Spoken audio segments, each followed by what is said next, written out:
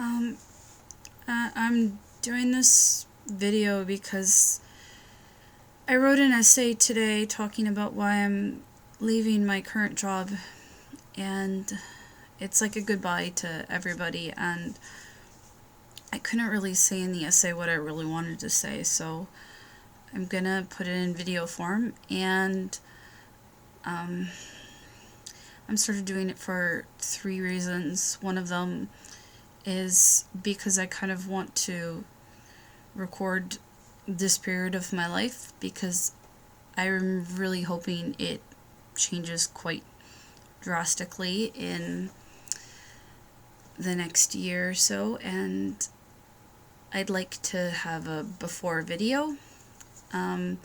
One reason is because I am having a kind of a hard time with bottling up feelings, and I'd like to kind of get it out. And I have a friend who does a lot of YouTube videos, and they say it's very therapeutic, and I'd like that. And part of it also is I don't know if there's anyone who has a similar experience with a lot of things to me, and I don't know, maybe I could show this to my friends and want to explain some things.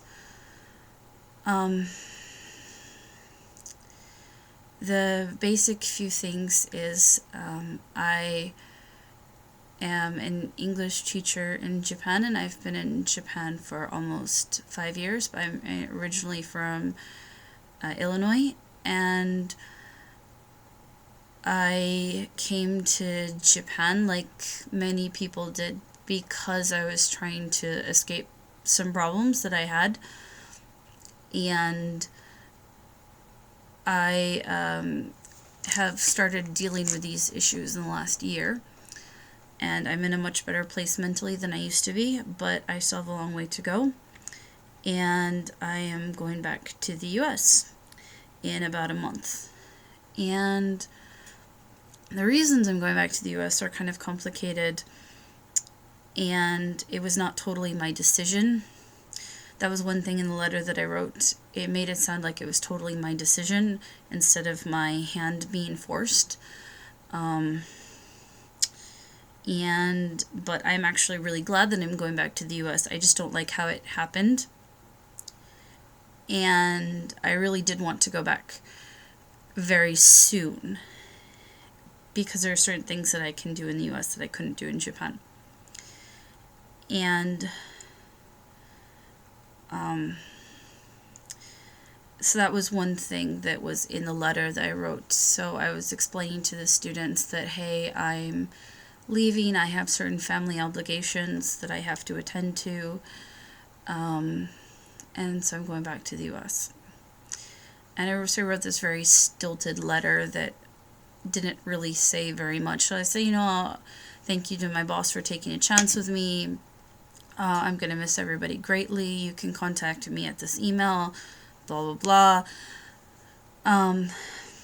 I didn't say the other thing, which is that I am transgender and want to transition, and that I can't do that in Japan, which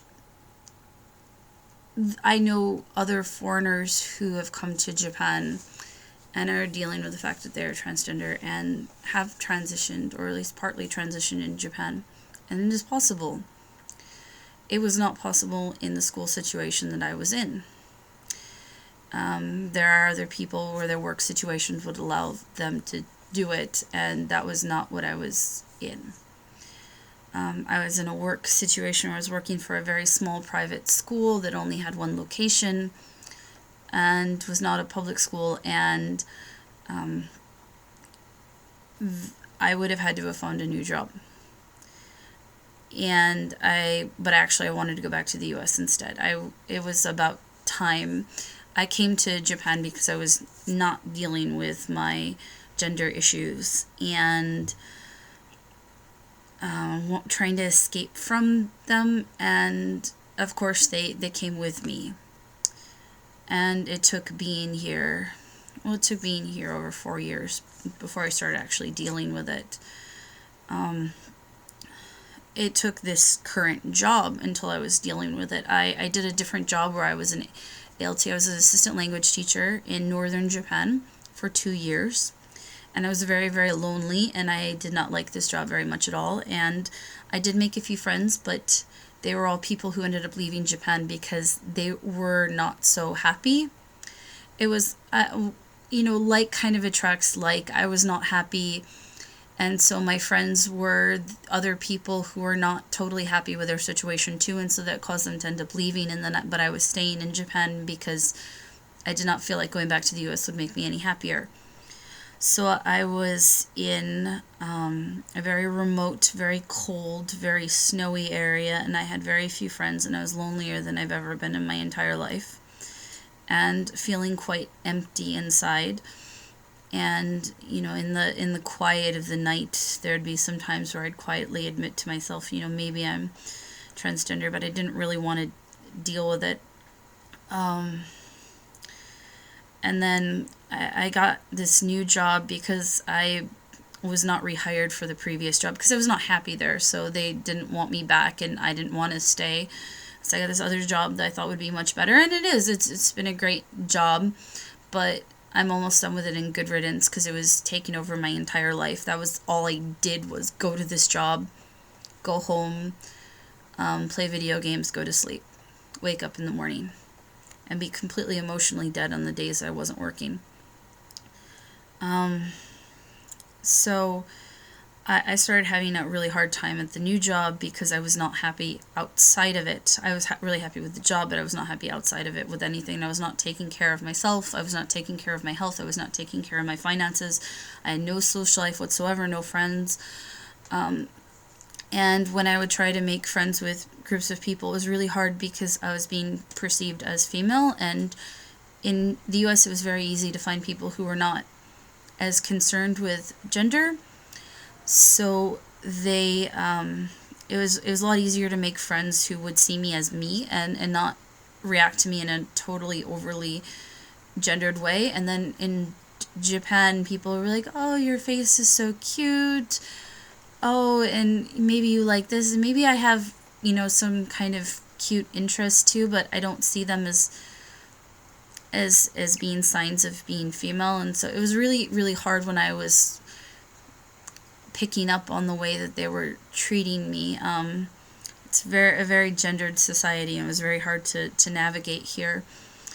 And so I kind of avoided making too many Japanese friends because it would be really hard to relate to people. And men and women aren't really supposed to be friends so much with each other, so it'd only be women who would want to be friends with me, and they would assume certain things about me that would not be true and things like that. And it was just really hard. So I wasn't really having any friends or anything like that. And so I was really depressed, and I wasn't paying my bills on time and things like that. And so finally my boss noticed, and he kind of gave me this ultimatum where I could start therapy. And that was one of the conditions of me keeping my job, was starting therapy. And so I ended up talking to this therapist in Tokyo once a month who does CBT therapy, or I guess that's redundant, cognitive behavioral therapy. And she is another foreigner living in Japan. She's German, actually. And so I started talking to her once a month. And the email that I sent to her saying that I wanted to make an appointment with her, that was probably one of the most difficult things I've ever done in my life. And I don't really even understand why it affected me so much and why it was so hard and why I cried so much doing it. Just looking at her website I cried for hours. Sending it, I cried. Dealing with responses with her, I cried. Looking into CBT therapy, I cried so much. Looking at what other therapists were available, I couldn't believe the well of emotions that were coming out. And it was because I had bottled up so much really deeply inside for so long. So I finally went to see her, and I couldn't sleep at all the night before. I didn't sleep at all. I think I maybe slept about 2 hours, and then I went to the appointment, and I cried the entire time, and I used an entire box of tissues, and I didn't tell her what was really bothering me, which was that I was worried I might be transgender. And after talking to her for about 6 months and going through all the obvious stuff of, I'm a foreigner in Japan, I'm lonely, I don't know what to do with my life, I have a really hard time imagining what I'm going to want to do and I want my future to be like, that I have kind of complicated issues with my parents. I had some kind of complicated issues with some friendships that ended very badly, things like that. And eventually, after about 6 months of sessions with her, I admitted to her that I was questioning my gender. And I went through it with the route of, well, one of my friends came out as FTM about 10 years ago, almost 10 years ago, maybe more like 8. And I reacted very poorly at the time. And I had this very large sense of, well, if you're trans, then I am trans too, and I'm not trans, I can't be trans, that's terrible. And so I was not very great to them about that. But then that's kind of bothered me ever since. And this very profound sense of, if you're this way, then I'm this way too. Because I connected very deeply with this person on many levels, and some part of me realized, yes, it's the same thing. It's the same thing for both of us. And I didn't want to deal with that. Many years ago, my mom told me that, she didn't care if I was lesbian or whatever, but as long as I didn't want to become a man. And that kind of messed me up. And I don't think she meant anything about it. I don't think she had any inclination whatsoever that I'm trans or anything like that. I don't think she had any inclination whatsoever before I told her recently. So I was really worried that I would be, and it really upset me that she said that, because I was worried that, what if I was? So I eventually told this to my therapist, and my therapist, this is the first time I'd ever verbalized anything like this whatsoever, that I was questioning my gender. And I cried so much doing that. And she was wonderful. She said, this is not what I do, but I know somebody else who does this and would be able to help you. And gave me this name of this woman who's another foreigner who lives in Japan, who I've been having Skype sessions with. And so I talked with this woman about gender issues and stuff, and that's been helpful. But the main thing was that she got me into going to this, or talking with this support group for transgender people. And the first time I went to this support group, I was still questioning, and I was very vaguely aware of what the idea of genderqueer was, so that I was comfortable with the idea of, or starting to accept the idea that I might not be female, but I was nowhere near the idea of accepting that I was male. But I went to this, and I was crying too the whole session, as people. There was some guys in the group. There was one guy talking about starting HRT, starting testosterone, and he was mentioning the effects of it, and I just thought, oh my God, I want that. I haven't felt like I want something for a while. Like, oh, that would be nice, or oh, that'd be great, but that I want something. I was just like, yes. I just want everything inside of me to feel completely different, and I want that. And I sort of started looking into transgender stuff and watching videos on YouTube and stuff after that. And really getting this profound sense of, yes, this is something I really want to do. And it's something that I accepted I accepted the idea that I wanted to transition way before I even accepted the idea that yes, I am transgender, yes, I am male, or whatever. It's just that, like, this feeling that I had to do this, that I accepted. It was sort of like, as an analogy, when I got invited to come for this interview for this college I had applied to, and this interview if I could get a scholarship to go to the college, but they sent the invitation for the interview for the scholarship before they sent me the acceptance letter to go to that college. And it was like, this is jumping the gun a little bit, isn't it? Well, am I to assume that I actually got in because they're sending me this? And then a few weeks later, they sent me the thing saying, yeah, you're accepted. And yeah.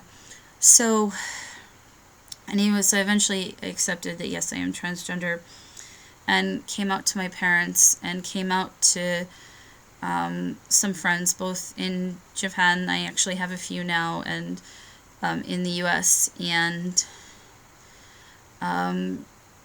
did small steps. I cut my hair shorter than I ever have before. It's not so great right now. It's kind of messed up. That's why I had the hat on. It's also, it's kind of cold in my apartment. I bought binders. I didn't realize I had chest dysphoria before I started binding, and my hair's terrible. I'm putting the hat back on. Hats are amazing. And that was awesome. And I started having an online presence as a guy, which I started really liking. It's something I never let myself enjoy before. And so I did briefly pursue HRT in Japan, which was really hard. I got a lot of obstacles, and eventually decided I would want to wait till the US until I started doing that. So now that I am leaving, that is one of the things I'm going to be doing first when I go back to the US, is that.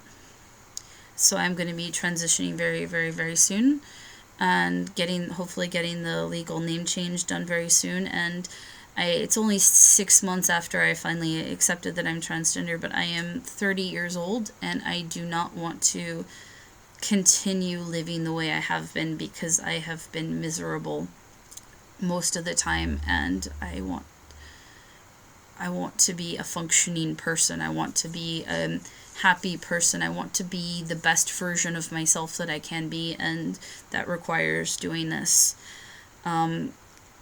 So to sum up, I wrote this letter to my former students saying that I'm leaving the country, but I did not mention that I am transitioning.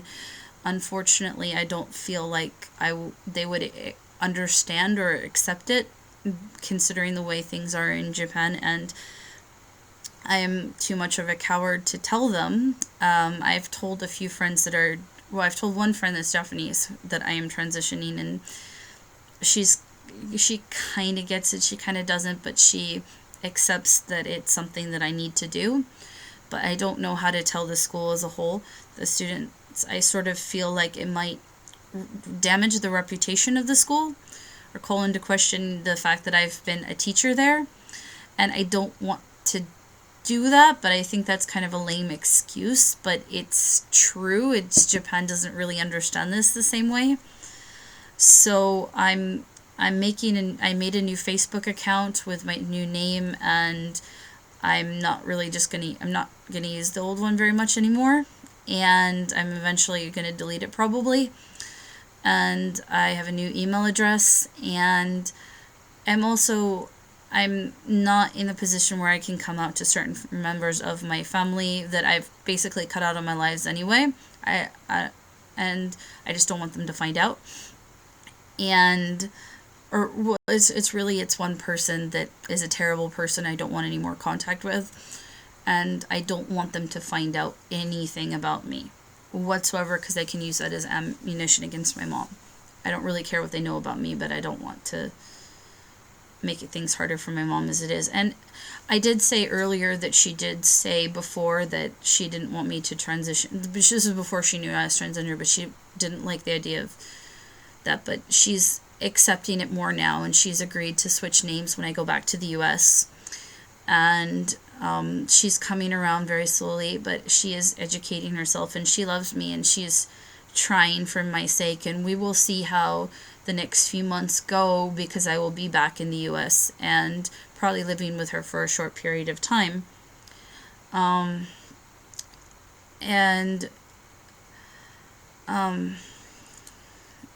But as I could not, as I was saying, rounding back to the letter was the letter kind of sucked because I couldn't say this stuff, and I didn't want to bottle it up.